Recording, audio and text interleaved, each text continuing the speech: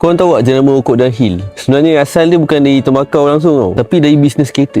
Sampai Winston Churchill pun pernah jadi pelanggan setia diorang. Tahun 1893 kan, ada budak umur baru 21 tahun, nama dia Alfred Dunhill. Dia ambil alih bisnes pelana kuda family dia. So dia nak buat lebih, dia masuk dunia bisnes kereta. Masa tu dunia bisnes kereta ni baru je start popular kat England. Tapi orang kaya yang ada kereta convert ni ada satu masalah tau. Diorang suka hisap pipe sambil bawa kereta. Tapi angin dengan hujan ni yang buatkan diorang susah nak menghisap. So dia pun cipta satu alat pelik yang dipanggil sebagai windshield pipe. Ni pipe khas lah untuk pemandu supaya dia boleh hisap tanpa dikacau oleh cuaca ni. Tapi dari situ dia perasan banyak potensial tau dalam bisnes tembakau ni. So tahun 1907 dia buka satu kedai tembakau dekat London. Dalam masa singkat je kedai dia ni jadi tempat orang atasan. Dia ada ramai pelanggan lah, termasuklah Winston Churchill dengan keluarga diraja British ni. Tapi yang lagi ekstrim ni tahun 1908 dia launch sigaret pertama tau. Nama pelik lah, Absol nama dia. Slogan dia pula hygienic cigarette. Tujuan dia sengaja lah nak buat orang percaya yang rokok ni selamat untuk kesihatan. So dari situlah Dunhill ni jadi simbol status dan kemewahan sampailah sekarang. Walaupun dah 100 tahun lebih kan, jenama dia masih relevan, cumanya dah berpecah jadi dua lah.